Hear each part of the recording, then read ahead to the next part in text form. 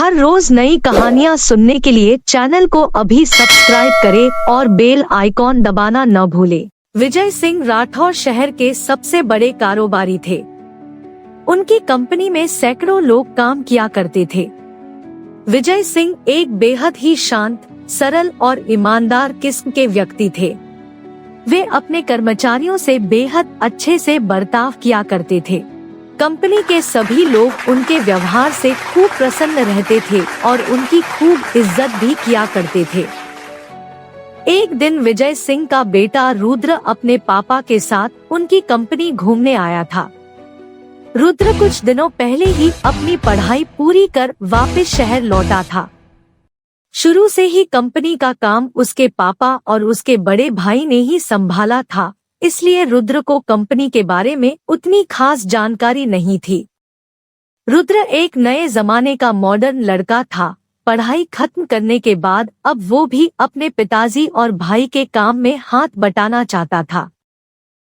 उसकी सोच थी कि वो अपनी कंपनी को और आगे लेकर जाए। एक दिन रुद्र के पापा ने घर वापस लौटते वक्त उससे कहा, बेटा, कल मैं और तुम्हारे भैया जरूरी मीटिंग की वजह से बाहर जा रहे हैं, इसलिए कल ऑफिस का काम तुम संभाल लेना। मैंने सेक्रेटरी को सब कुछ समझा दिया है। Don't worry dad, I will do my best.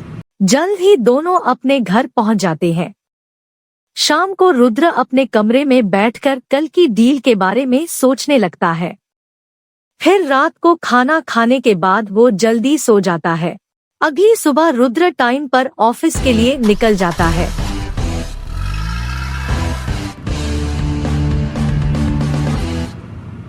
Office में पहुंचकर रुद्र अपनी सेक्रेटरी नेहा से कहता है, नेहा, सारे एम्प्लॉयज को बता दो अर्जेंट मीटिंग के लिए। नेहा सभी एम्प्लॉयज को अर्जेंट मीटिंग के लिए बोल देती है। कुछ देर में मीटिंग शुरू हो जाती है। रुद्र ने इंट्रो देते हुए कहा, hello guys, this is Rudra Pratap Singh Rathore.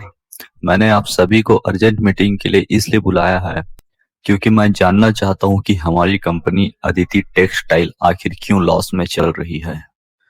मुझे अभी इसकी सारी डिटेल्स चाहिए और हाँ, पिछले मंथ से लेकर अभी तक की सभी डील्स के पेपर वर्क भी चाहिए। थोड़ी देर में एम्प्लॉयज रुद्र को पिछली डील्स की डिटेल्स बताने लगते हैं। देखिए, हमारी पिछली डील्स के आइडियाज को किसी ने दूसरे कंपनी को लीक कर दिया है, जिससे जो प्रॉफिट हमें उस डील से होने वाली थी वो किसी और को होने लगी और हम लॉस में आ गए। ये किसी अपने बीच के ही आदमी ने ऐसा किया है। मैं जान गया हूँ कि वो कौन है। अगर वो खुद से सामने आ जाए तो अच्छा है। रुद्र के इतना कहते ही सब एक दूसरे को देखने लगते हैं। किसी को भी कुछ समझ नहीं आ रहा था। तभी रुद्र एकदम से कहता है, बताओ सुमित, तुमने ऐसा क्यों किया?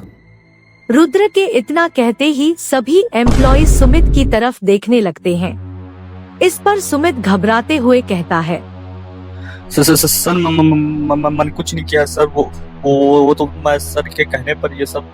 सुमित के इतना कहते ही रुद्र अपनी जगह से उठता है और जाकर सीधे उसके कॉलर को पकड़ कर कहता है, किसके कहने पर, बता। Sir I am sorry sir, वो मुझे नितिन सर ने कहा था कि वो सभी डील्स को सबमिट करने को। मैंने उनसे कहा भी था कि इस डील को करने पर हमारी कंपनी लॉस में जा सकती है। इस पर उन्होंने मुझे पैसों का लालच दिया और ये सब बॉस को बताने से मना किया था। आई एम सॉरी सर, मुझसे गलती हो गई।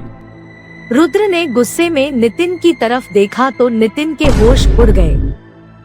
रुद्र नितिन की तरफ बढ़ा ही था कि तभी उसके पापा विजय सिंह और बड़े भैया विशाल सिंह वहां आ जाते हैं।